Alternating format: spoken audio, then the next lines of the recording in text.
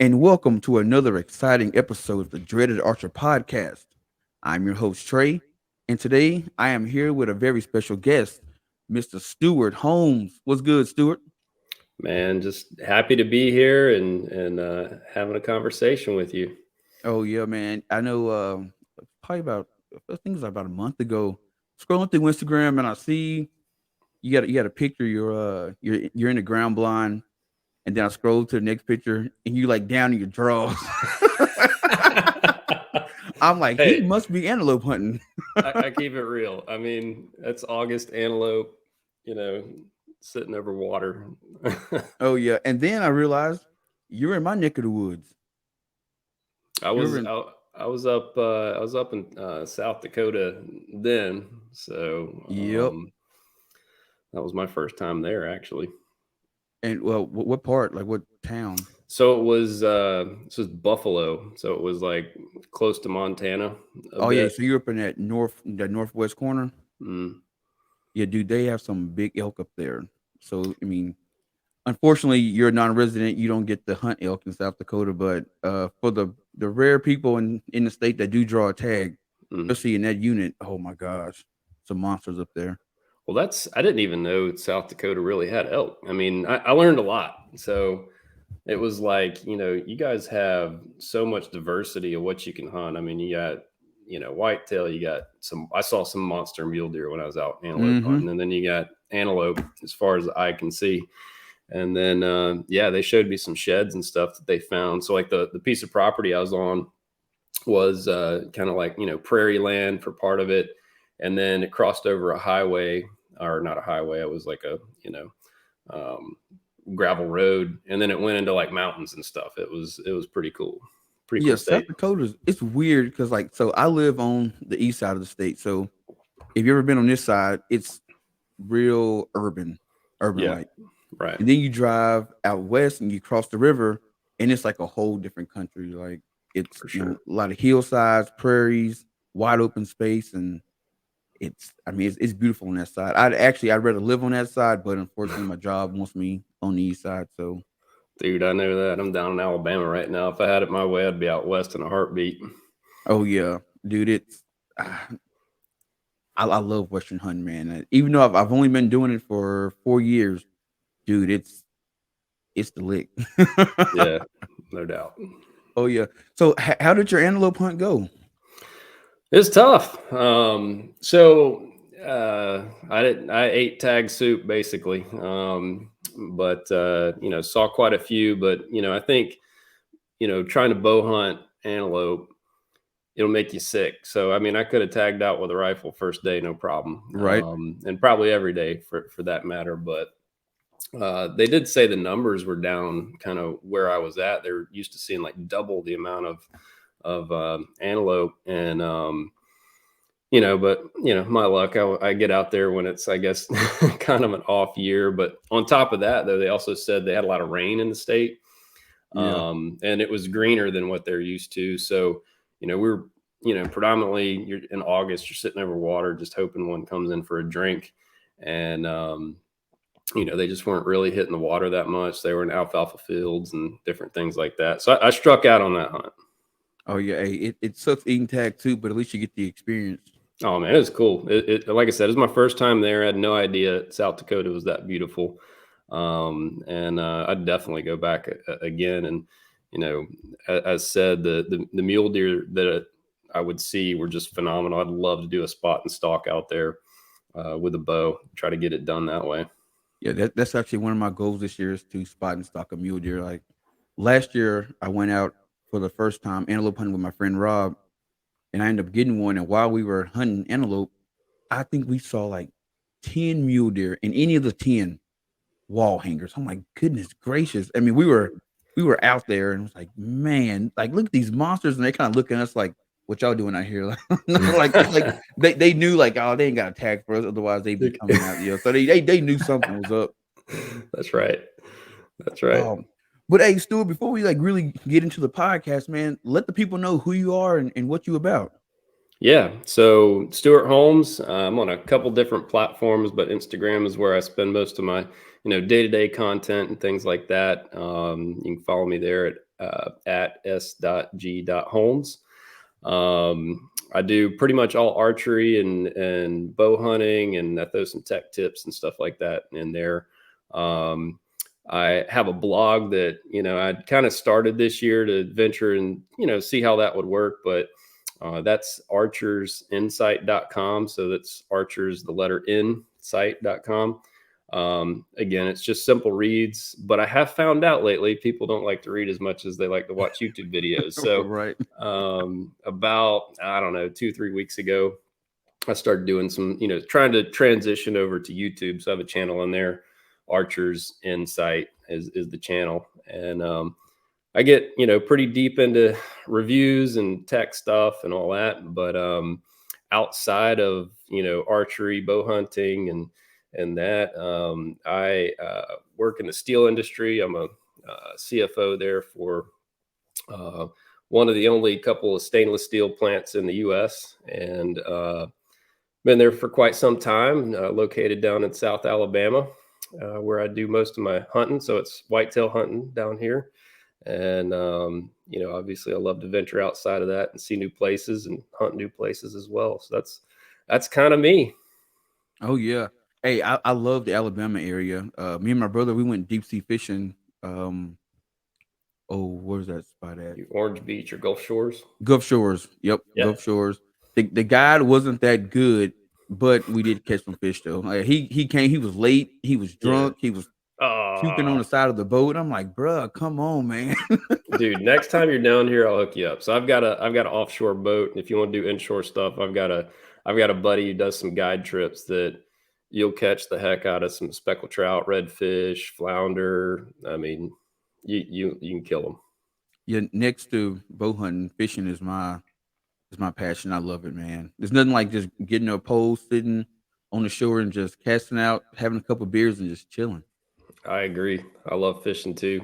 That's what I grew up, fishing. My grandfather was big time fisherman in the area, and he was known for finding them. So I didn't get quite everything he has, but I can find some fish every now and then. Oh yeah, hey, my grandpa, he was big on it too.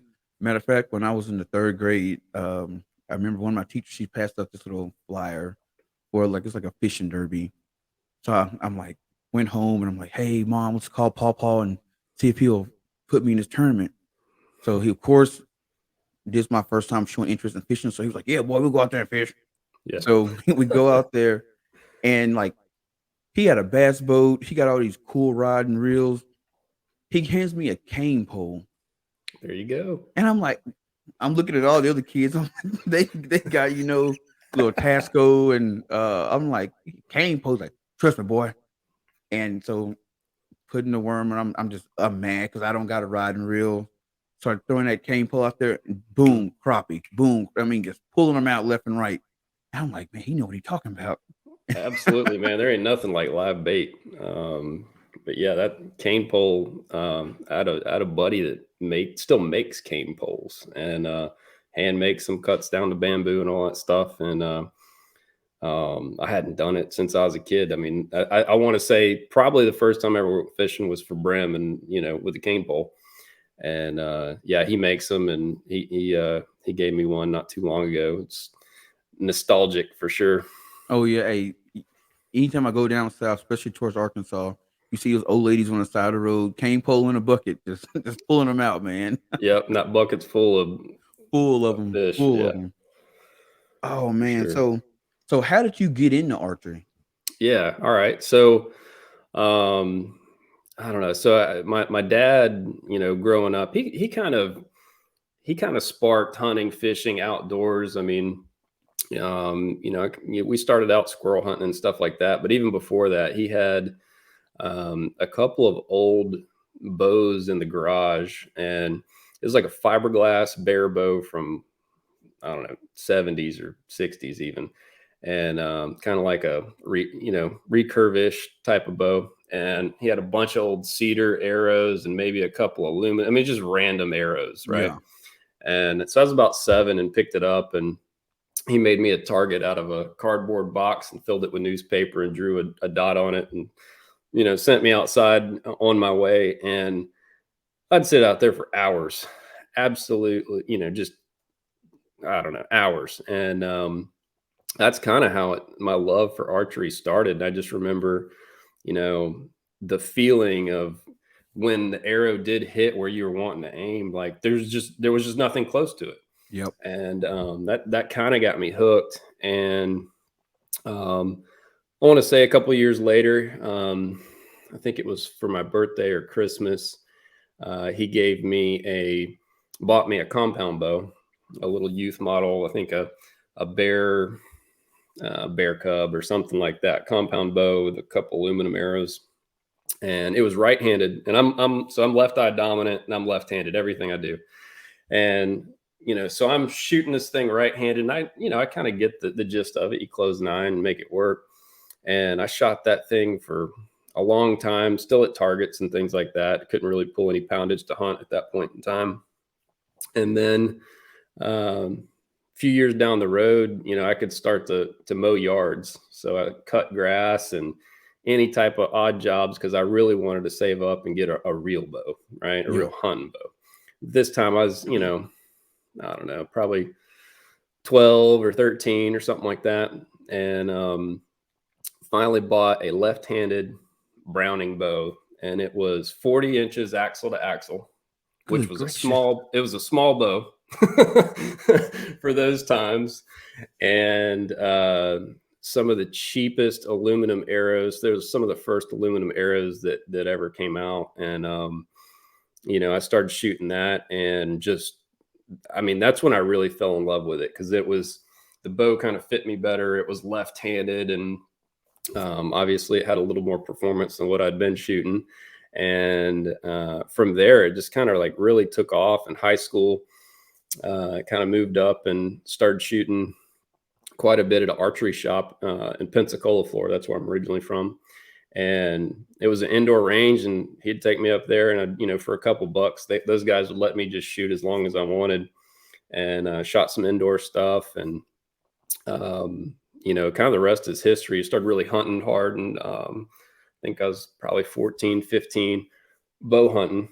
And again, at those times, we're shooting long axle to axle bows. The arrows, I've got some arrows on my wall that, they're that big around. Some of the Easton Super Slam Chuck Adams double X78s was like the arrow to have. And a lot's changed since then, but that's kind of how it got started. And it just developed into an obsession with it. It just really hasn't stopped. So I'm 39 now, and I think my love for it just gets more and more. Oh, dude, hey, I'm the same way, and so I didn't start out hunting at all. Like, grew up, I think my dad hunted a little bit, but no one in my family really hunted. So I'm coming to the game late, and just in my 4 years of being in, oh my gosh, dude, it's amazing. I'm kind of like you. I'm a gearhead, dude. When it comes to archery, dude, I'm constantly buying sights. I'm buying different arrows, different broadheads, releases. And I go to my archery shop, and they're like, dude, you just bought a release. Why you buying another one? Well, I watched this YouTube video, and I think I need to use it. Hey, dude. It gets me. Goodness. Yeah, you got, oh.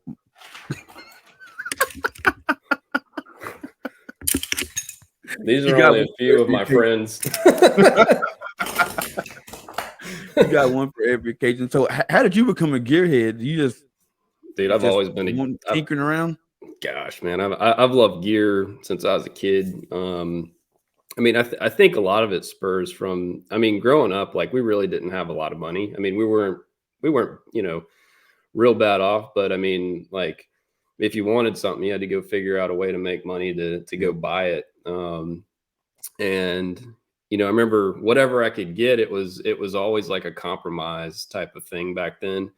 My friends would have better stuff, or I'd see, I'd hang out at that archery shop and just, drool over the bows and releases and arrows and those types of things. And there were a couple guys that spent some time with me, showed me how to, serve strings, tie in peeps, different things like that. So I was around a ton of gear that I couldn't afford or couldn't, they might let me try it, type of thing. And I always kind of had that want to get better and better and better. And I guess that just kind of stuck. So now that, I'm able to, get some things and try different things, it's, like technically a kid in a candy shop. Yeah. And I guess really it's like I've talked about it before, but I'm never really happy where I am with things. I'm always trying to improve. I'm always pushing things. Can I get better? Can my groups get tighter? Can I shoot longer? Can I shoot flatter? Do I need something heavier? I mean, I'm always trying to think about the next thing.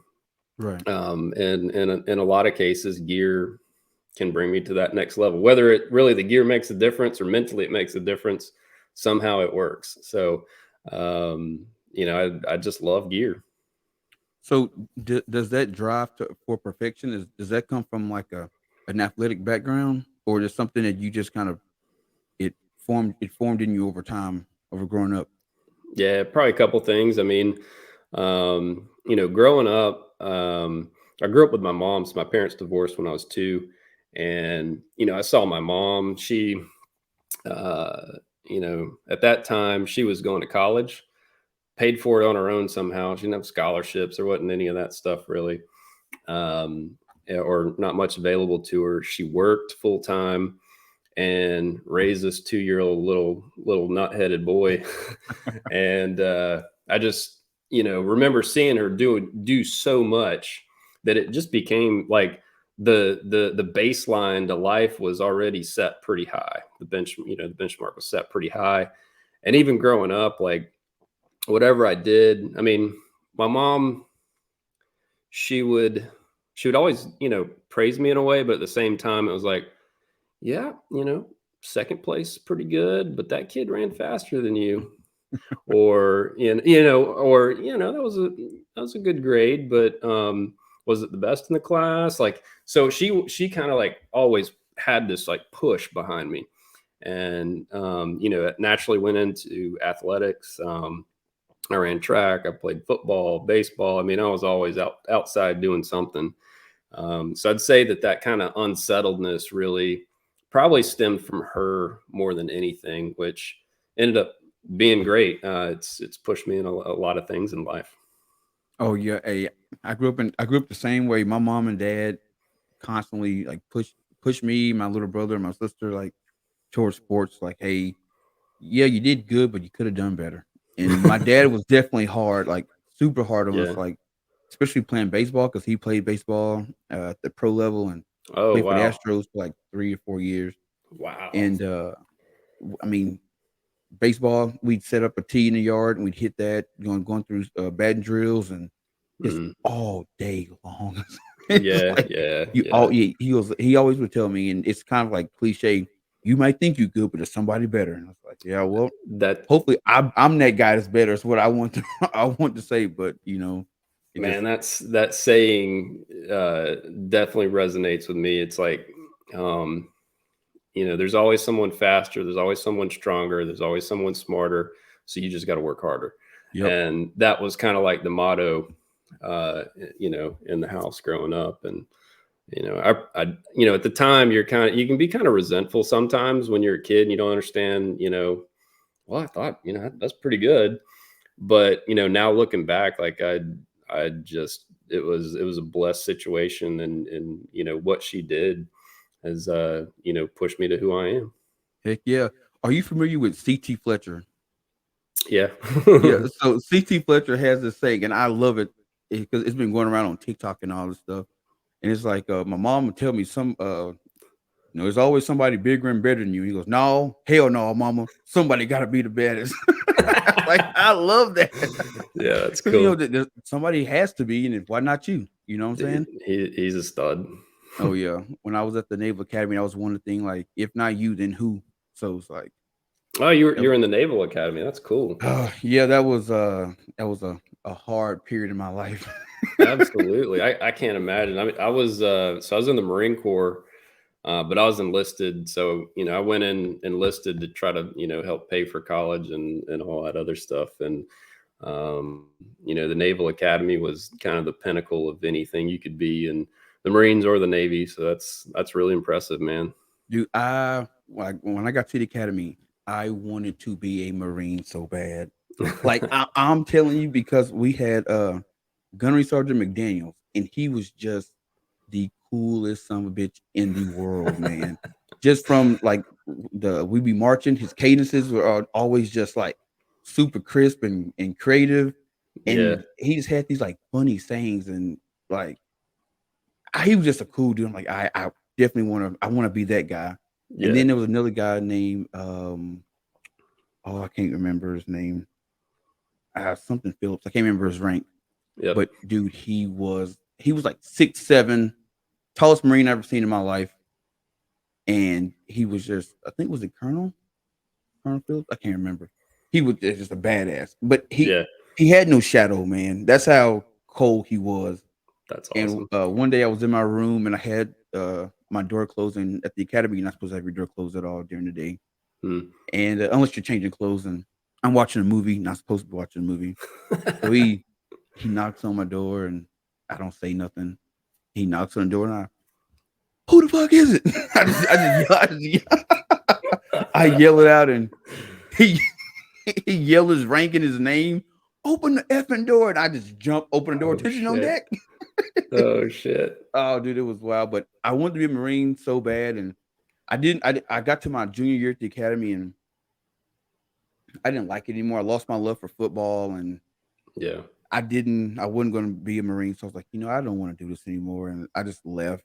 Yeah. And looking back on it, I was young and dumb. I should have stayed. I mean, I had a year and a half left. I was basically done, That's and it was close. just it was not the best decision. But I mean, I ended up going somewhere else and graduating and playing football, but Yeah. it just that's one of my biggest regrets is leaving the Naval Academy. Yeah. It's No, that's super cool that you were even there and got to experience that. And but I definitely know what you mean by the gunnies and master sergeants, some of those salty guys that we had a guy in Paris Island in boot camp, and he was our gunny over our company, and he would come out for whatever reason. He liked our crew, and he would come and call cadence for us sometimes. It was like you said, it was just like it was like singing, and like mhm. his he was on key, and like I mean he could have, like, I don't know, sung professionally for something or whatever, but it would make the hair stand up on you. Like we would all like march tighter.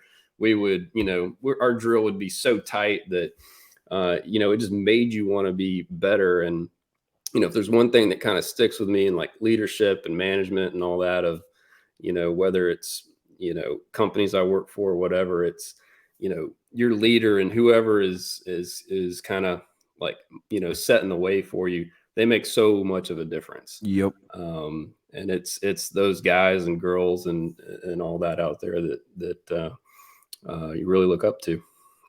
Oh yeah, dude. I said even though I didn't graduate from the academy, I still love the military. I watch the Army Navy game every year. I got buddies that are, Marine officers, Navy SEALs, all that. I mean, it's just cool to Yeah, to be around them. You know what I mean?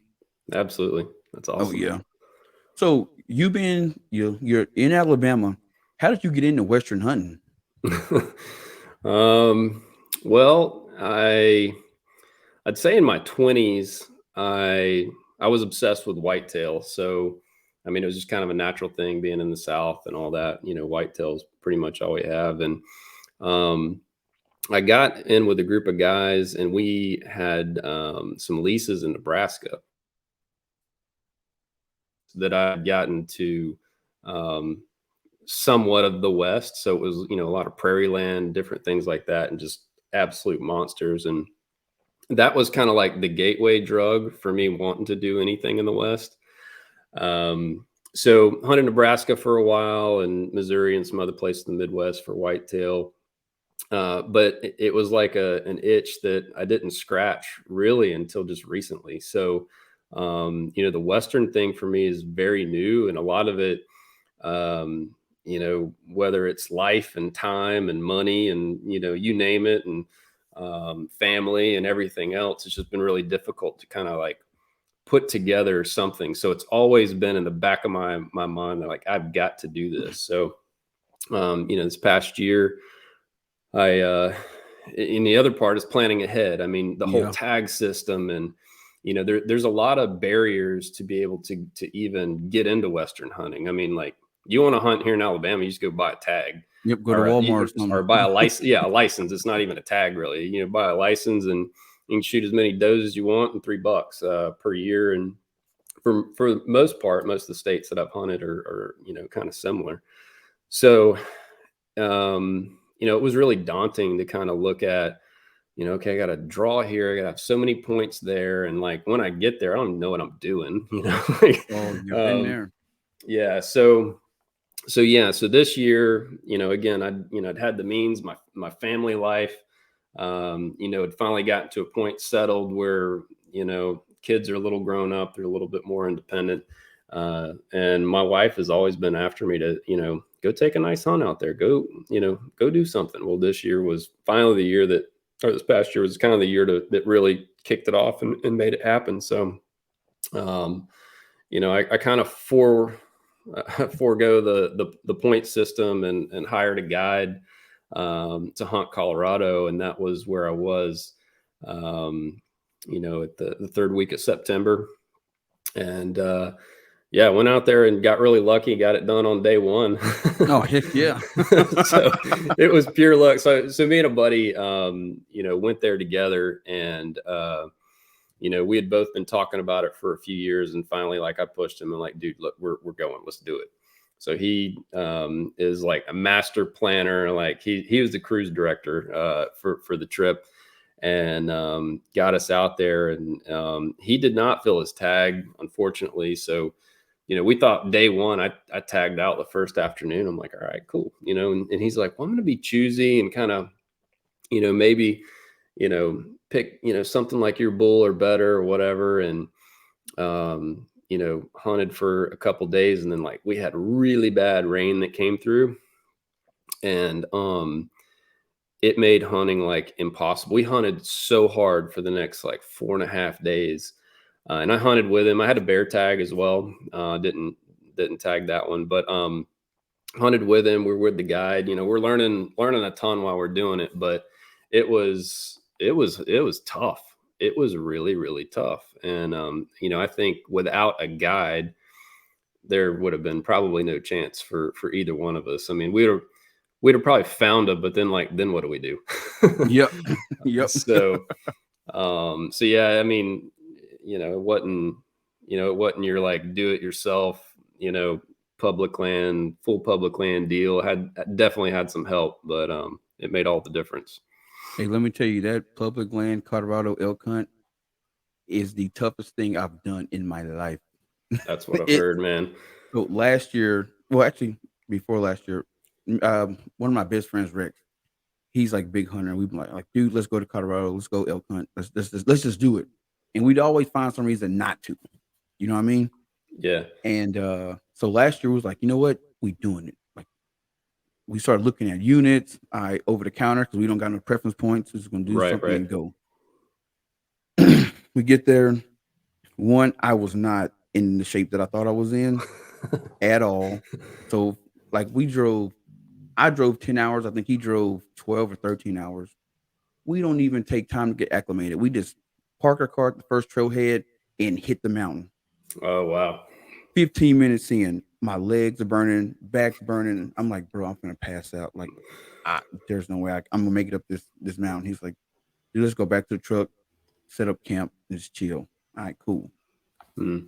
And it was just the rest of the week, it was just hard, man. Just like having to just mentally push yourself to go because I was not, like I said, I wasn't in shape at all. So Yeah. really just having to push myself to constantly like, all right, we got to chase these bulls. I think the second day we pull up to a spot, I hear a limb break. Here comes a cow elk walking out like right towards the truck. Oh wow. I'm like, well, hell, here we go. And then right behind her, big 6x6. Oh wow. So I'm like, oh, we got this. I go to knock an arrow, and as I knock an arrow, here comes a guy down a trail on a four wheeler, spooks the Mm. bull, dip out. And then Oh later on in the no. afternoon, we didn't see nothing. Walking back to the truck, here comes a we just cow calling, but nothing. All of a sudden, here comes a bull running in 80 yards. I mean, he's on fire. We try to get set up, but I didn't realize they're fast as shit. Oh yeah. Yeah, I don't because thinking an animal that big, like one fast and quiet, Yeah, they can and be. he closed that gap within like 10 seconds. He's 30 yards on top of us behind this tree. I'm like, well, all he gotta do is just step out. He step out, boom. So I'm at Hmm. full draw. It's like 34 yards, money shot. Yeah. And he knows like if I step out, I'm done. Yeah. Wind changes, he gets my scent, boom, spooks, dips out. We don't see another elk the rest of the week. But we learned a lot. But I'm Yeah. I'm I'm on the same page as you. I think that my next elk hunt, I'm getting a guide and having Mm. somebody, cut that learning curve in half for me because it is tough because scouting, even though people talk it up, it is Yeah. not the same when you get boots on the ground. No, no. I mean, I think it's impressive you guys saw two bulls. I mean, on your trip period and within bow range, right? I mean, there's a lot of guys that, you know, I had another friend that went out and, got close to some cows and things like that. But like, for you to get on a good bull like that, that's super impressive. Yeah, but it was an accident. It wasn't because we were Hey, calling. me shooting that bull on day one was all luck, dude. Hey, sometimes But what you need is a little bit of luck. oh, I'll take luck any day. But yeah, I mean, the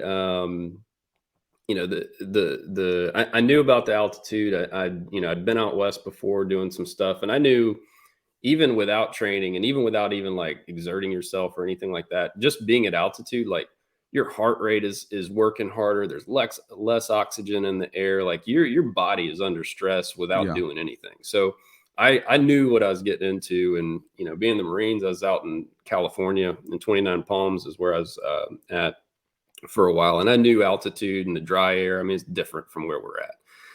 And so I did some hard work. I had a buddy, he's also on Instagram, do some like programming. He's in Florida, so he understands sea level to altitude. Yeah. And for a couple months, he kind of wrote a program for me to try to train up for it, and it made a world of difference. There was guys that didn't train or trained little that were on the hunt with me, and it will slow down the momentum. Like you create limits like really, really quick. Like you said, you get your first climb, even if it's, a few hundred feet elevation, and you're done. You need to stop and regain, your composure, oxygen, everything else. And so I think, yeah, fitness is like the first thing I'd knock out. You know, that's something you can control, because Right. other hunters you can't control. What the elk do, you can't control. You can't control the weather, but the things you can control, you make sure your gear is top notch. You make sure your fitness is top notch, and at least have expectations, like your mental side, that, whether your goal is to shoot a big 6x6, or whether your goal is to shoot a cow or just be an elk every day. Like, I think those few things, like going into it, are like extremely important. Otherwise you can have a super disappointing hunt. Yep. Yeah. And Y- you said you were on public land then, right? Yeah, we were down in Montrose. It's like Yeah. kind of like south of the state. Yep. Yep, Yeah. and and on top of it being just a hard hunt, then you have to compete with. I mean, it was so many trucks on the trailhead. Goodness gracious! I bet That's you what I've heard. we went to I think it's called like Blue Lake Trailhead. We Mm. pull up, and I bet you there was like 15, 20 trucks parked. I'm like, dude, we might as well See, and turn around, man. that's to me. So out there where we're at, we're on. So it was actually an over the counter tag. The unit was over the counter. The land was private, right? So being on that private land, you do away with a lot of the hunters. So around the private land was more private land. Like, we were nowhere around anything public. So the thing we actually had to be careful of is pushing the herd too hard and pushing them off our private land onto other private land, which wasn't really being hunted. Right. So we had to be like very conservative and not very aggressive, which is completely different than, probably what you do on, public. But, if you think about your case, you're trying to hunt elk and figure out what elk are going to do. And then you're trying to figure out what the heck all these other hunters are doing. So you've got like Right. two really difficult variables that you're trying to like make a play off of someone else's play. So yeah, I mean, I think if you had a lot of time out there, you could go out there for several weeks. You'd probably get it done and figure it out. But if, most of us, A you week. might get a week off. It takes at least a day to drive, and then, you might be hunting for 3 or 4 days, Yep. 5 max. It's the time thing, and so this year we held off on doing an elk hunt and was like, you know what, we're just going to hunt the areas hard around us and like really kind of figure it out. And Yeah. it's kind of like building the plans. You flying it like there's no instruction. There's no instruction manual on like, hey, here's where the deer are. Here where the antelope are. Right. You just gotta just go out and get the experience and just hunt super hard. Yeah. No, that's So like awesome, man. when you're hunting, are you like married to a spot? Like if there's a location that you like, all right, you scouted it all season long, you got cameras up, you got good footage, but time to hunt comes and you just not see anything. Are you going to continue to hunt that spot or like make another game plan? Yeah. So I think, I mean, with whitetail and elk, I think it's really different. But on the elk side of things, our strategy, and again, I'm going off guides knowledge. My knowledge, I learned a whole heck of a lot spending time with the guides, asking them questions and those types of things. And we were constantly moving. Um, I think getting, if you're like you mentioned, e-scouting, if you find like 3 or 4 points that look pretty good, like that's cute and all, but you probably like in reality, I can't tell you how many places, how many different spots we hunted on that piece of private land. You have to have, not a plan A, B, and C, but like X, Y, Z.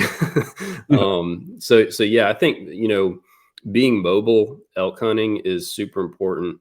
So like, even if you found the elk and they busted you, like they're done. Like you, they might be miles, miles down the road at that Right. point, from what we saw. So I think it's super important for that to have a lot of spots. I think, in the whitetail woods, it's kind of different. I mean, I've kind of got my area that I hunt down to, a pattern that kind of works pretty much every year. I've been hunting it for, a little bit now. And, I think that, like cell cameras and stuff like that.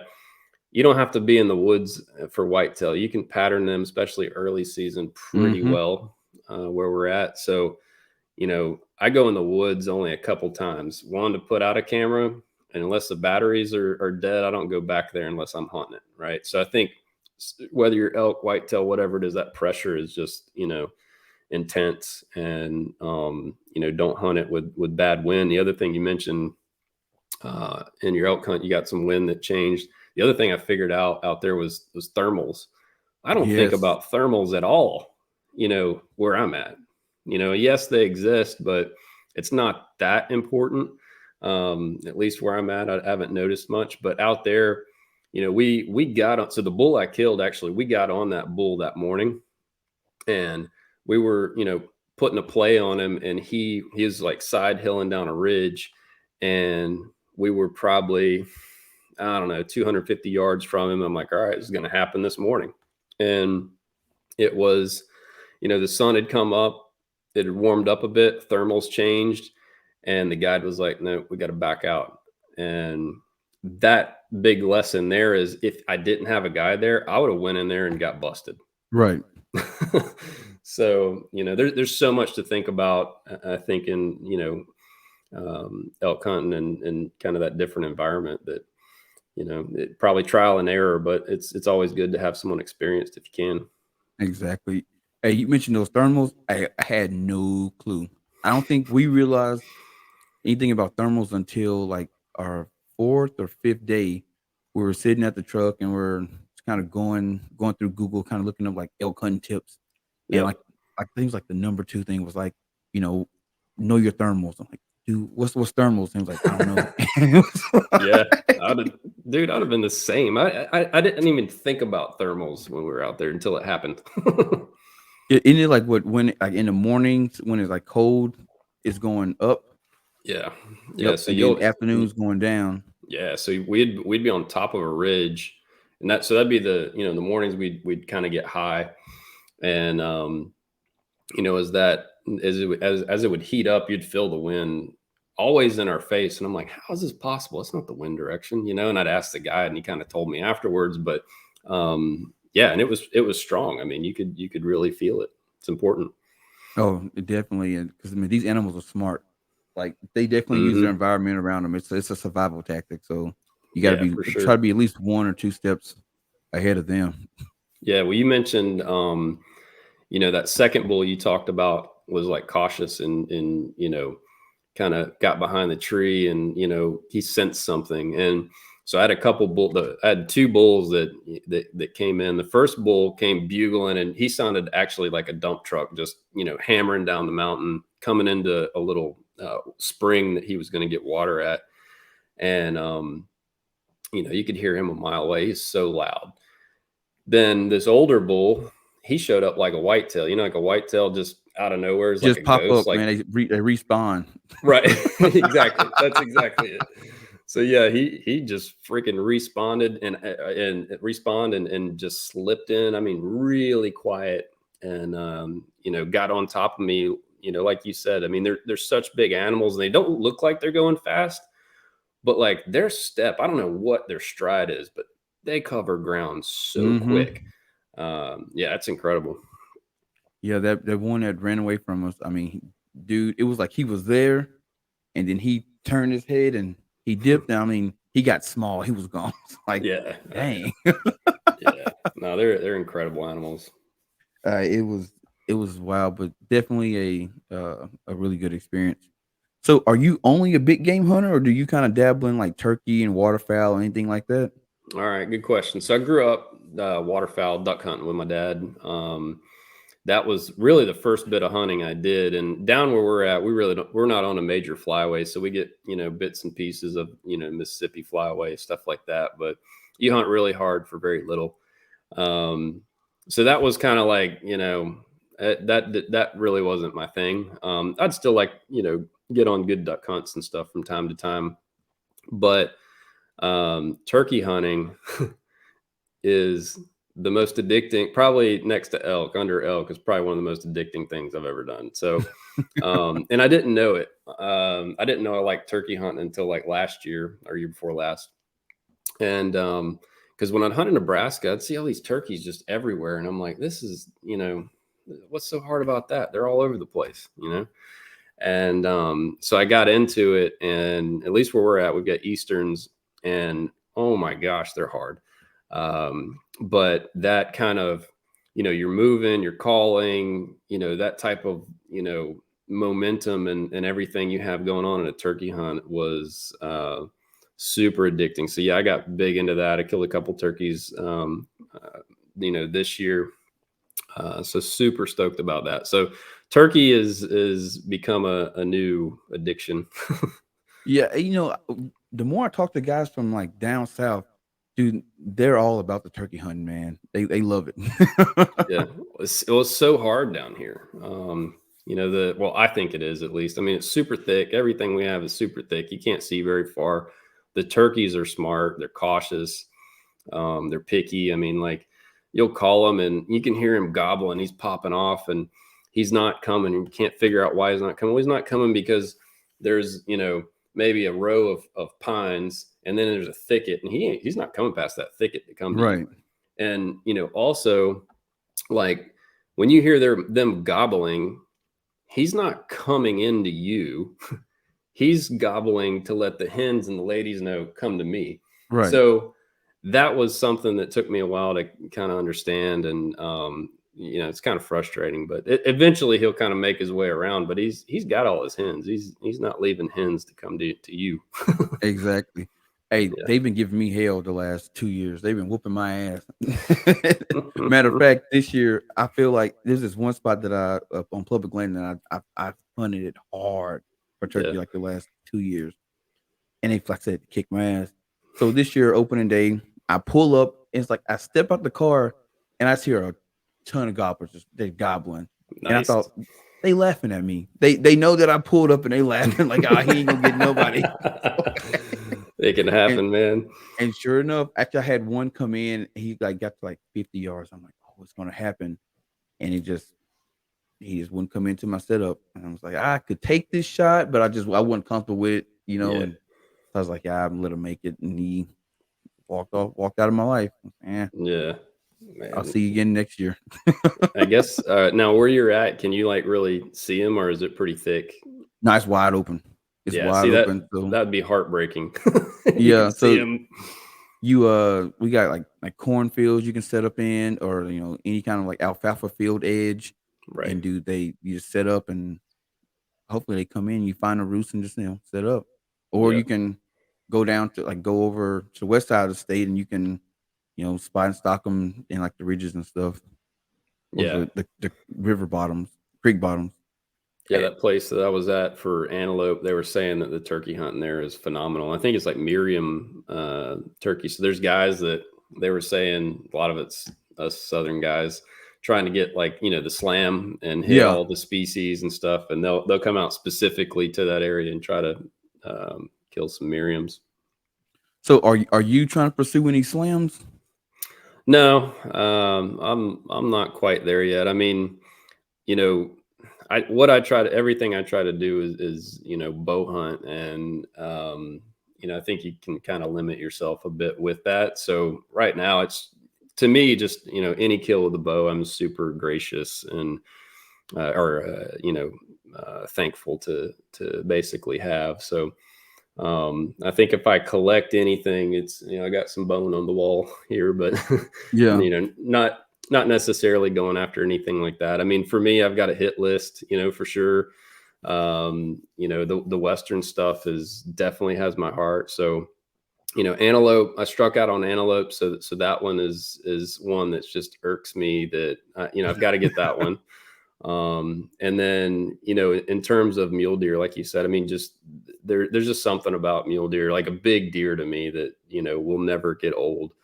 And so seeing some of those muleys out there, it's I'd like to get that done, and and then the elk in itself is there's just nothing like that.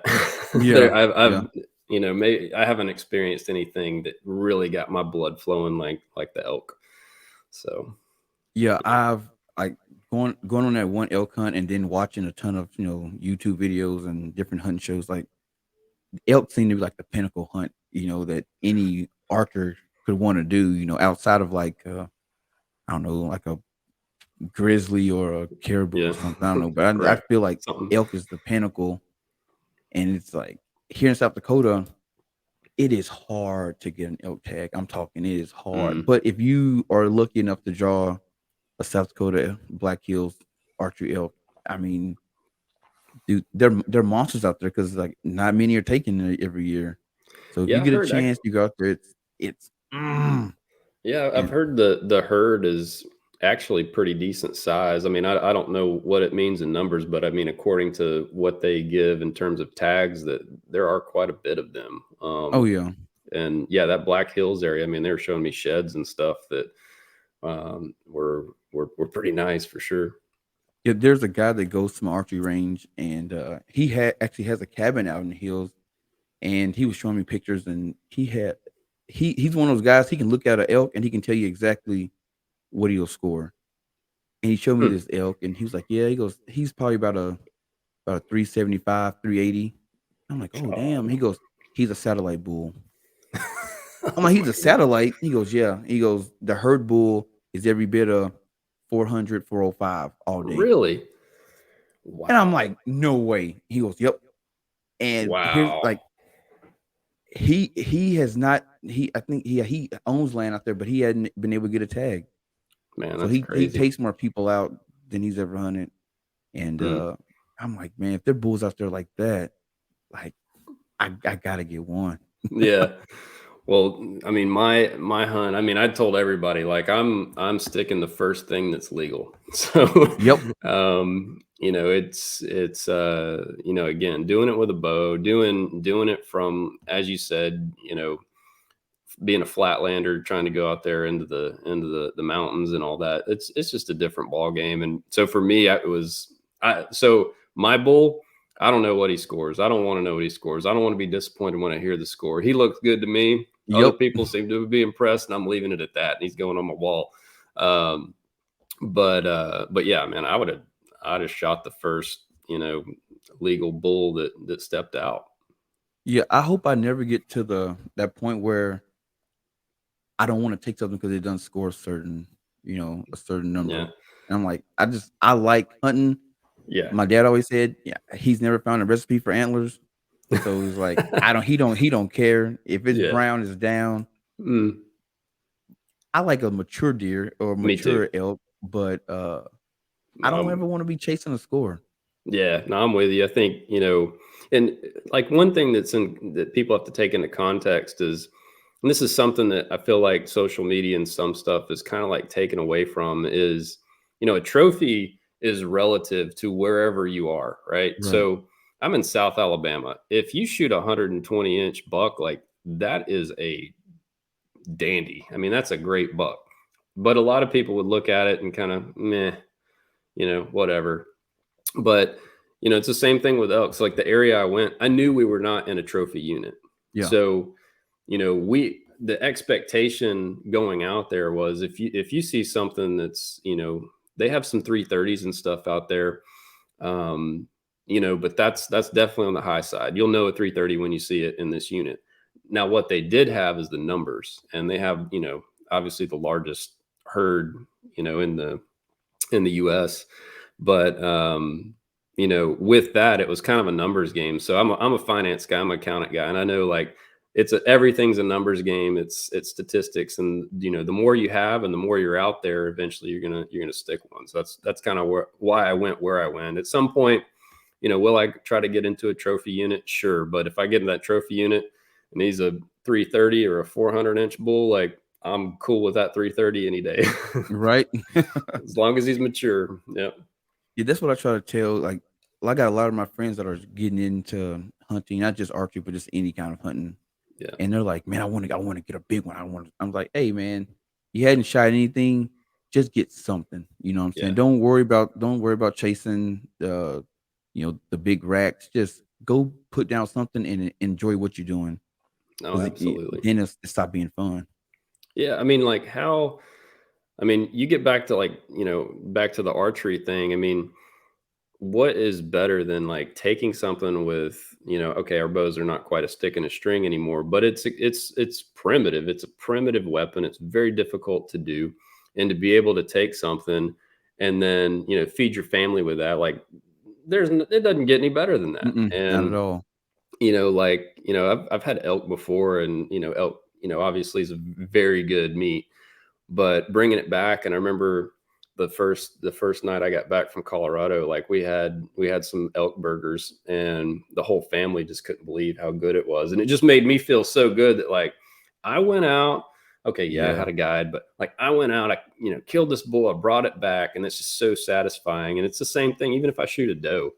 I'm so thankful for that doe, and doe's pretty good eating. Oh yeah, Yeah. they So do. Like for me, I I like eating. I love eating. I hear you. And like when I before I even put a deer down, the only thing going through my head is, man, when I put this deer down, I'm gonna make this, I'm gonna make that, I'm gonna do this. Oh yeah, dude, I can't wait to pull the back strap off of that, and Yep. I do. I'll sear it real hot and then throw it on my Traeger just for a little while. And man, I'll tell you, it's one of my favorite meals. Oh yeah. So from being down south, what are the different ways that you cook your, say a deer? Mm. So the back strap, that's kind of my go-to for that. I'll take, it depends on how many people I've got, but I'll take a back strap or half a back strap, and then I'll get, like a saute pan, heat it up pretty hot, get some oil in it, and then I'll sear. Well, before that, I'll put a rub or something like that on it, or and it doesn't have to be anything, too much really, but I'll sear it for about 2.5, 3 minutes each side, depending on how thick it is. I'll throw it on that Traeger for a few minutes, not much. I mean, I like a little bit of blood in my Yep, meat, yep. so and so does my family, luckily. So that's kind of our go-to, backstrap. For people that maybe are a little weary of it. Usually they're good with that, but sometimes I'll slice that up and, do, wrap it in some bacon, throw it on the grill with some jalapenos or something. That's something we do a lot.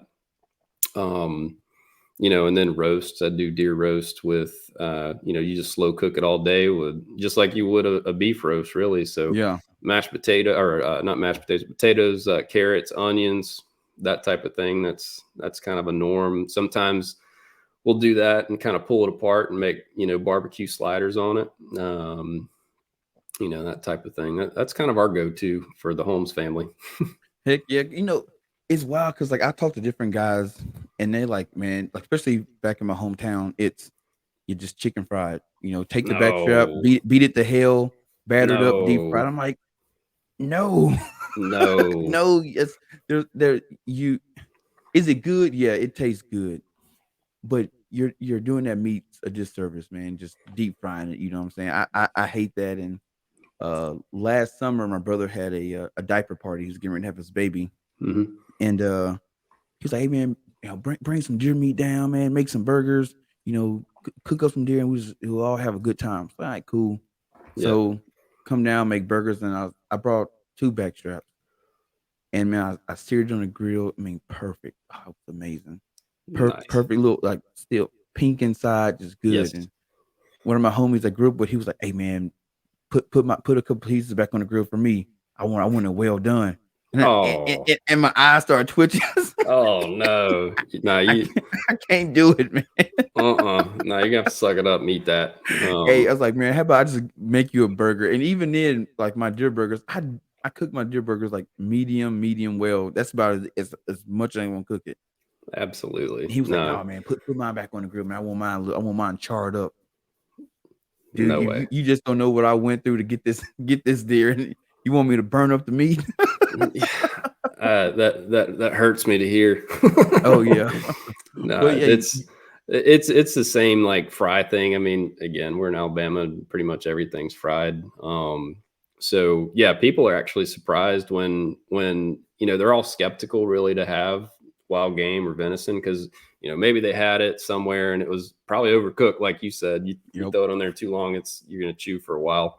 But yeah, I'll do my back strap, and yeah, I did miss a step. I will kind of loosen it up. I don't necessarily run it through a tenderizer or anything like that, but just I'll take a like a mallet, but I won't hammer it. I'll just kind of push on it and break up the muscle fibers a bit, Yeah. and then run through that recipe I just told you, and they just can't believe they're eating deer. Yep. It's all in preparation, man. People Hmm. don't understand that. Yeah, it's the same with burgers. I mean, a lot of people like my burgers. Of course, it's got some, maybe pork or something mixed in, give it a little fat, which is you kind of need that for a burger anyway. But we'll do Yeah. chili. A lot of people have no idea what they're eating when they eat our deer chili, and it's just good stuff. Yeah, I just don't tell them. Like if my mom's coming over to eat, what's this? It's chili. That's And that's right. it. Oh, okay. And she gets eating it. Now you like that, don't you? Yeah. That's deer chili. Mhm. I would have never guessed. It's like, good. That That's means the I did a good best. job. No, that's the best, man. Love it. Also, and earlier you mentioned social media and how it's affected, the hunting industry. Do you Yeah. think it's affected for the better or for the worse? It's probably kind of twofold. I mean, for one, I've seen, well, you probably talk to any archery shop. They probably sold more bows in the last few years than they ever have.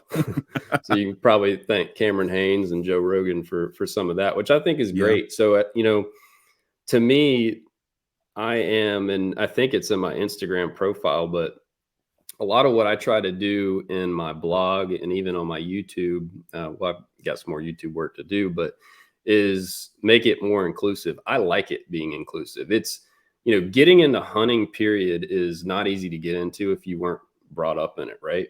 Right. So, and then once you're in it and you want to do it, going to the right spot to either get a bow or whatever it is you want to get. There's so much information that's just not right, in my opinion. It's misleading. And you can get, somebody try it and they're like, oh, this sucks. This bow can't hit anything. This is, or, this is too hard or whatever. So I like the education aspect, and I want as many people as I possibly can to come get into archery, whether you bow hunt or whether you shoot targets. I think there's just no better sport in the world, in my opinion. So I think that's good. And the more people we have hunting, the more license they sell. The more kind of voice, the more, when it comes to legislation and conservation, like we have more of a presence than we probably ever have. So I think that aspect of it, I'm all for. I think, Right. I support that 100%. I think, on the other side of it, with everybody coming in and everybody's wanting to be a Cameron Haynes, or everybody's wanting to be, I don't know, whoever, pick somebody, you get, a lot of fancy photos and a lot of fancy reels and everything else, which that's cool. I love products. I love product photography. I love gear reviews and everything else. But at the same time, like, for whatever reason, Instagram algorithm loves that. People love that, apparently.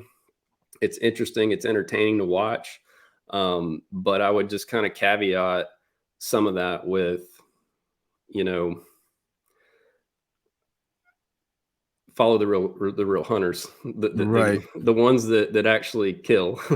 If you really want to learn some things, if you really want to get better, I think there's a lot of wealth of information of the real deal guys that are out there.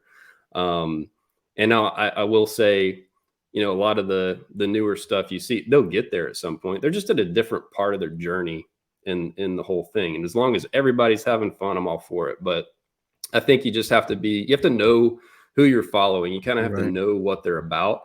And as long as you know that, have at it, and I love a lot of what, some of the guys are doing on Instagram or, Facebook or whatever else, YouTube. I think it's great. But I think with that, you need to do your research and know who you're following and know what they are about, before you get too deep into it.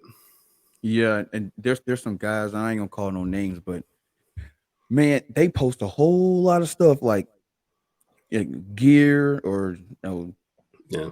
them at, like, they're at, like, stuff they've gotten in the mail, but you go through their whole page, they ain't putting no animals down. I don't see no animals on. No, I don't see a back strap on the grill. Nothing like. Like, And that's so, fine as long as you know that, yeah. but like, don't go, those guys maybe are, early in their journey or something like that. Like, if you have a technical bow question, or want to know a certain, strategy on hunting or something, you're probably not going to get that. But the thing is like, that's not really what sells or gets promoted really on social media. And like, I will say, all my gear, all my stuff I paid for. Yep. I'm not sponsored by anybody. Not to say if someone ever came at me and threw a bow at me and said, shoot for us, I might consider it. But, everything I have is 100% unsponsored, genuine. I'm going to give my opinion. No one's buying my, me shooting whatever site or whatever release. And there's a lot of guys that way that are out there. It's just, you got to know who they are. Yeah. Yeah. I don't have any sponsors, and well, I got one. I got it's a knife company called Good Daddy. But me and my brother, we know the people that started it, and they was like, hey, Dude, that's use our awesome. knives. I'm like, all right, cool. And I That's like their awesome. knives. I like them. They're good people. So I'm like, yeah. I mean, I don't have a big following, but for the people I do got, hey, try Good Daddy. But hey, it's a good product. But I'm not No, going to sponsor something that I don't use. definitely. Well, and that's kind of my thing is if you're gonna be sponsored with something, then you better be using it. You Yeah. better know about it, that type of thing. And I said, I mean, if Matthews or PSE or who at Hoyt, I don't care. I mean, I've got Matthews, a PSE, and just sold a Hoyt. I mean, I'd shoot for any of them. They're all great bows. Oh yeah. I mean, Um, at this time, if you really look at like the technology when it comes to bows, man, everybody's good, man. I mean, Absolutely.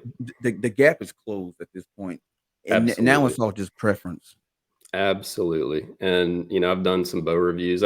So on the YouTube channel, I bought a PSC Omen recently, That's a and good bow. I've been shooting Matthews past couple of years. And before that, I shot Hoyt for like 20 years. Um, and before all that, my first real bow that I cut grass for was a PSE. So it's been like, in the 90s. Um, and so this is the first PSE I picked up, and I gotta say, I am incredibly impressed. I mean, Yeah, it is a great bow, but you'd be surprised the comments on there that, there's a couple guys, no serious archer bow hunter shoots PSE anymore or something. I'm like, watch this. I'll stick a bull with it. Like, right. Yeah, so I started my first bow was a mission hammer. Still got it. I love shooting that bow, that's what my and son's got. hey, it's a good bow. Absolutely. And you know what? You can use that bow forever if you wanted Yep, to. And you know what? You could probably outshoot anybody with it if you just shot with it all the time. You know what I mean? Like, you can practice and get consistent with any bow you could buy right now. They're all it, great. it's just practice. That's it. I went to the Total Archery Challenge this year. They had out in Terry Peak, South Dakota, and Nice. I ran into one of the PSC reps, and we just got to chatting it up, and he let me shoot the new Levitate. Yeah. Man, let me tell you, if he would have kept talking to me for another about 15, 20 minutes, I had to break the checkbook out, man, because he had me, man, and then he let me shoot it. Oh my gosh. Ooh. I'm like, Yeah. he goes, what you shoot now? I'm like, Matthews V3. He was Mhm. like, man, he goes, that's a good bow, but It he goes, is. try this Levitate. I shot 3 arrows. Mhm. I'm like, man, I was like, to Stacking my them.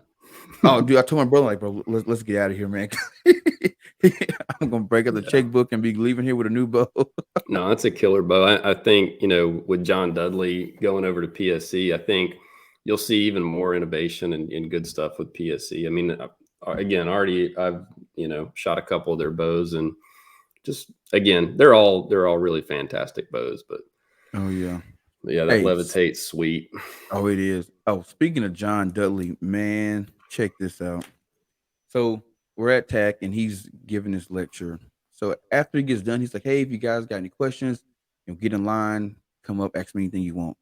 Cool. So I'm like, I'll get in line. So Hmm. sitting in line, waiting, like, all right, what am I going to ask him? Like, I really don't have anything. I was like, all right, fine, got my question. Boom. So guy in front of me, boom, moves. It's my turn. He looks me dead in my eyes and goes, what's your story? And I just like, Uh, uh, I, I'm a tobacco rep.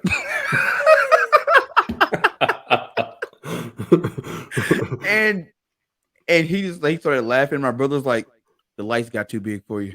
yeah, And then we started talking, and that's he played cool. football in college, and we started talking about that. And I mean, he's a really cool guy, and I was kind of shocked because normally when somebody's like John Dilly, who's at the pinnacle of their craft, Yeah, they say is you never want to meet your idols because they're not who you think they are. But right. he was pretty cool guy, really down to earth. That's awesome. Now, I've never met him or anything like that, but again, the people that put out good quality information. I mean, his YouTube channel is like a wealth of information, Oh yeah, whether it's bow tuning or technical stuff. I mean, he knows his shit. yep. Yeah, okay, he's using guides and different things like that, probably on a lot of stuff. Maybe does some stuff on his own. I don't know, but he kills. Yep. He kills stuff, a lot of stuff. Yeah. So, have you ever been to any of the Total Archery challenges? So I missed one this year was the first one I'd really planned on going. I missed it. My work schedule is kind of nuts. I'm aiming, this spring to knock out one. So some guys that I met on Instagram, which another cool thing about Instagram is just meeting people, right? I Oh, mean the that's networking is it. crazy, man. Yeah, so there's a few of us that have been talking about hitting the one up in Texas, I think near Austin. Or something like that. So I think for 2023, I'll definitely try to go out and do some of that. It looks like a blast. And, I look at the pictures, and normally I'm traveling or something like that. And I'm just, like, man, I'm missing out on this. So definitely want to get out to that. Dude, I love them. Like I went to the first one 2 years ago, and I was like, yeah, it's gonna be like in my mind. I thought it was gonna be like any other like 3D shoot that I've been to. You go, you sign up, you walk around, you shoot, and that's it. Yeah. But dude, it is like it's a huge networking event. Everybody is like super nice, willing to sit down, talk to you. People you don't know, you're sitting down talking about archery, talking about the hunts. You then start talking about the family. Next thing you know, you're sharing contact information. I mean, it's just a really cool event. And That's cool. like my brother, he's always been the type like when I do something, he wants to do it. Right. So he was like, "Hey man, I want to go to the attack thing with you. All right, Mm-hmm. let's go." So I was like, "Hey, you need to get here." Well, first I told him to go get a bow and Oh, he start. didn't have a bow. No, no, go get a bow and practice. I Mm-hmm. So I'm thinking that leading up to this trip, he's at home practicing. So I never just thought to ask him. Yeah. So he show up. He goes, "Well, where my bow at?" So I'm like, "Well, I got an extra one you can use." Oh boy. So this is they get here. Him and Rex got here like the night before we went out. So the next morning, we're in my backyard, crash course. This is how you knock an arrow. This is how you aim. Look through the peep to the sight. He's like, "Yep, I got it. I'm an athlete." Okay. How many So arrows did he lose of yours? no, no, no, no, no. He didn't lose my arrows. We went and bought him some arrows. Okay. All right. That was smart. That was smart. And so we went and got him some arrows, and he was like, we got him sighted in, and we get out there, and we're 7 targets in. He came with like 30 arrows. Mm-hmm. 7 targets in, he's down to like 15. He's Ooh. losing them. I'm like, oh man. He finished with 1 arrow. Hey, that's It, something, dude. From going from like nothing to that, yeah. maybe he's an athlete. Hey, and then he came this year, and he was like ready. So I bought him a bow for his birthday. Nice. So I was like, all right, bro, your birthday was last September. Hey, you got all year practice. He shows up this year to my house. The bow still got all the tags on it, still got the zip tie around the around the cables and everything. Like, have you not Mm. shot this? I ain't had time. But let me tell you, Oh no. he went out there with I think he had 2 dozen arrows. He came back with like I think 10. That ain't bad. He surprised me. He That ain't bad. surprised me. That's awesome. So does he hunt too, or? This is his first season archery hunting. So he's been rifle hunting with me the last 3 years. Yeah. But this is his first year. He was super stoked, like opening day. He's down in Arkansas. Mm-hmm. And he's like, I'm going on opening day. I'm like, dude, it's like 90 degrees, bro. I wouldn't even sweat it. He was like, why? I'm like, bro, one, you are you about 45 minutes to an hour away from home, the farm that he hunts. Yeah. Like you put a deer down, now you're gonna race against time to get that deer from the back of the farm to the front and get it on ice, and it's gonna be a minute. Like, don't even Yeah. worry about it. Yeah. And then he checked his game camera, Mm-hmm. and he got a monster Oh, 8 on there. sweet. Good And for he's him. like, nope, I gotta go out there. Like, bro, You know I what? was like, I've you done the gotta, same thing. yep. I was like, I said, I feel you. It's like, you gotta play it right, but it's like, hey, it's your first time, man. And he called me. He was like, bro, he was getting ready to go out to the stand. He was like, it was like the first day of school. I had my hunting clothes all laid out in my boots and my bows. I think I do that every year. Oh, dude, I can't even sleep. I love it. Like open day comes, I got my stuff lined up, and I'm like sleeping. Open my eye, like, yeah, Oh yeah. it's gonna be a good day today. Oh, same, man. Dude, that's so awesome. I love getting, new people into this. That's such a cool story. Oh yeah. So what drives you to continue to keep hunting? Man, that's a really good question. I don't think I've ever been asked that. I mean, for one, I think it's kind of heritage a little bit.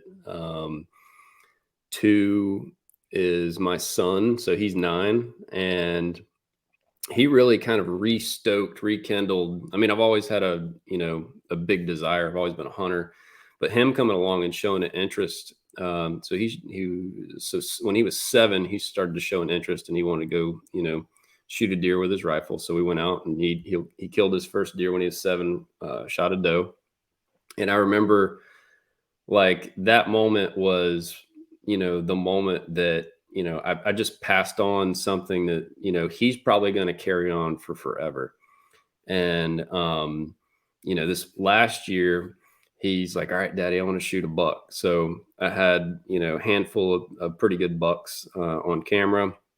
I had one timed perfect. And then, like, we have a youth weekend. We went out, and he shot one of the nice 8 points that we had. And I remember when we went to go, so when we recovered his doe, it was special.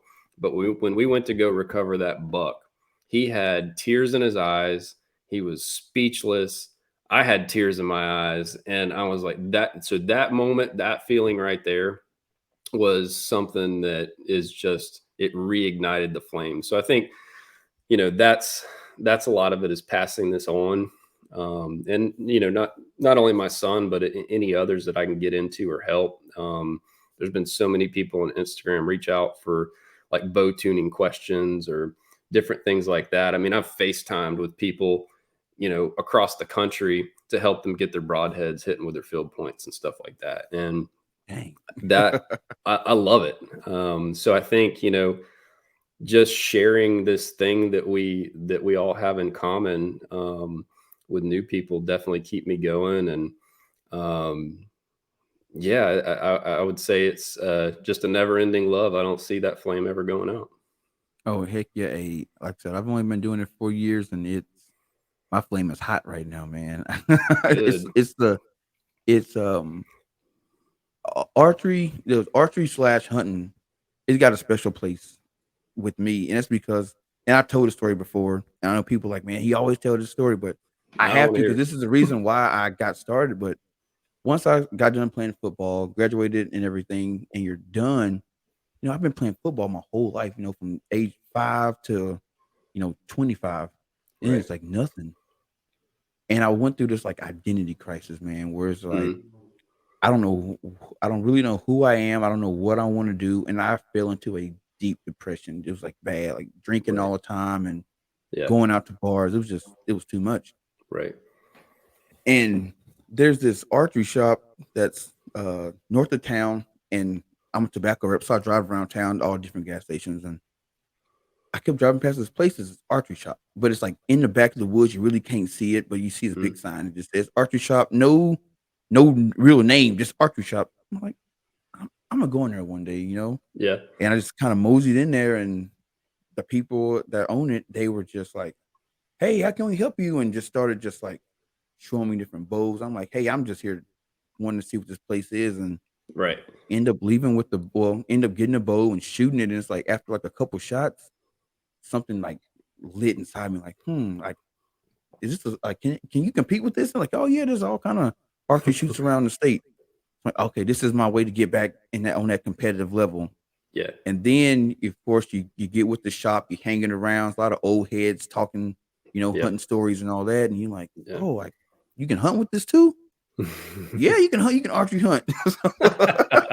Like, I was really green, Yeah. and I, like, just picked it up and kinda, watching YouTube videos and, talking to some of my friends that hunted, and it's like, "Hey, dude, like, just go out and do it." Heck And yeah. I did, and it's like, man, this is like it saved my life, because who would have known if I would have never found archery, I don't know, I'd be a drunk somewhere. Dude, I think that's so awesome. And like, I can relate to that to a point. Like, I mean, in high school is when I really got into bow hunting. I mean, I'd shot archery for a while, but in high school, I played sports and all that. And I would say bow hunting kept me out of a lot of crap that I probably could have got into. Yeah.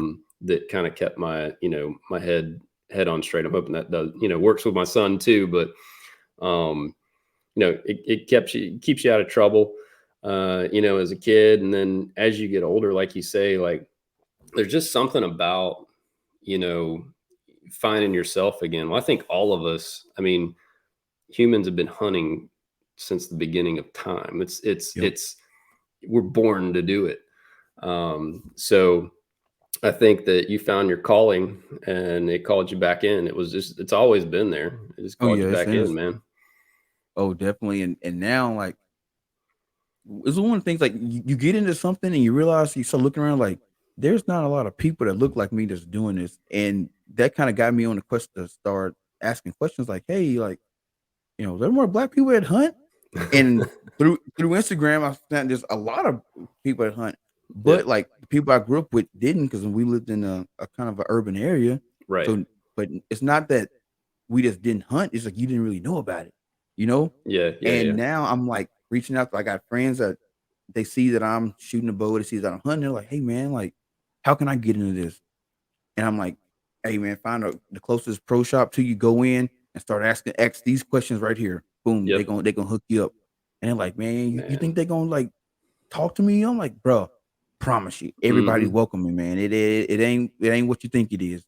And dude, I got buddies now that went out, got bows, and they haven't hunted yet. They're just shooting because they just not starting to pick it up, Yeah. but they getting that itch. They're like, "Man, Dude. I want to come to South Dakota and put down a buck." I'm like, "Let's get a doe first, and then we'll work on them Yeah. bucks." Dude, I love that. I absolutely love that. And that's, again, it's inclusive. It's, um, bow hunting, archery, any of that, it doesn't discriminate on Right. anybody. And, again, a lot of what I do is doing what you're doing a better job at it than me, by getting people in and teaching them, encouraging them. And man, I love seeing, whether it's people of color or women or, whoever, I just absolutely love watching the growth of the sport. So that's awesome what you're doing, man.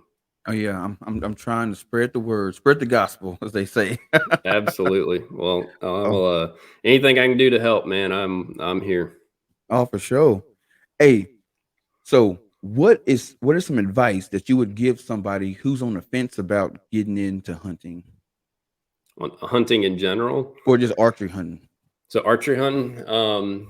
So if anybody's on the fence, I mean, I would say don't the biggest piece of advice I would say is don't get caught up in all these expensive bows, all the expensive stuff just yet. Don't get caught up with, again, it's that social media thing. Like, don't get caught up, seeing somebody with that 400-inch bull or, a, 180-inch, whitetail or something. Don't get caught up in that.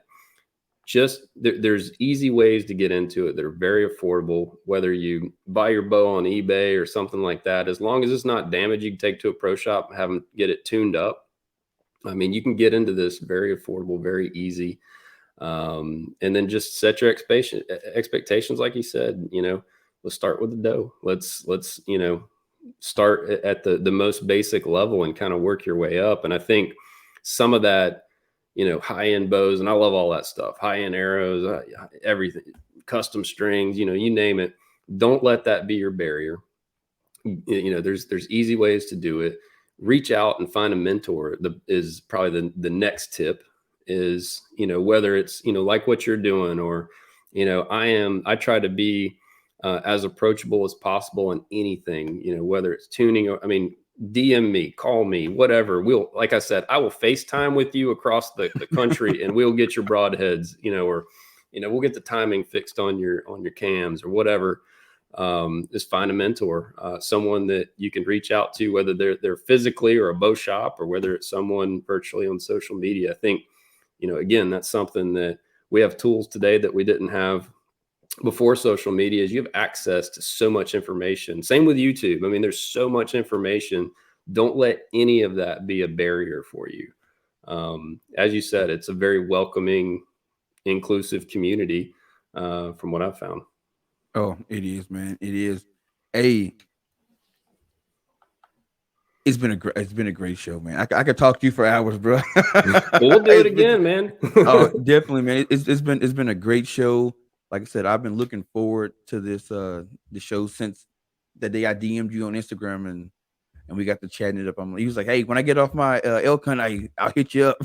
Me too, dude. When I got back, I couldn't wait to hit you back up and say, hey, let's get this thing rolling. So, I've been looking forward to it, even before my elk hunt. So Hey, Yo, next year, I don't know if you pheasant hunt, if you antelope hunt, if you in South Dakota and you coming to hunt, let me know because like we can go out and we can try to put some down. I'm still trying to learn how to do my my guiding. So I'm trying to get better at it. Because I got a lot of friends that want to come up here and like, hey man, put me on some big deer. I'm like, hell, I'm trying to find a big deer myself.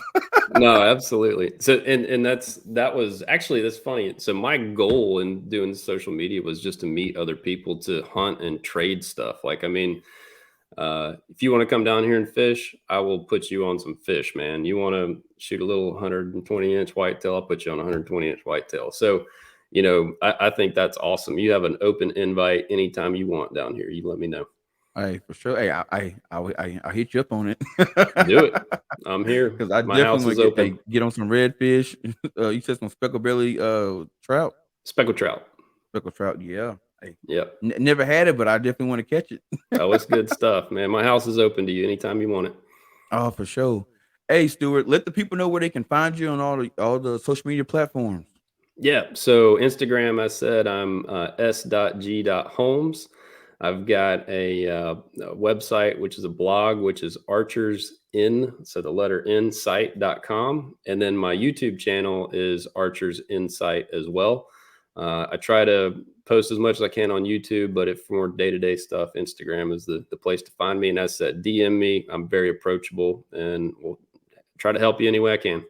Oh yeah, and I'll definitely put all your stuff in the description of the video. And now I'm on Carbon TV, so I'll put it out Yes, there, and so sir. more people can reach out to you. Awesome, man. Yeah, congrats on that. That's cool. Oh, thank you, ladies and gentlemen, Mr. Stuart Holmes, and we are out.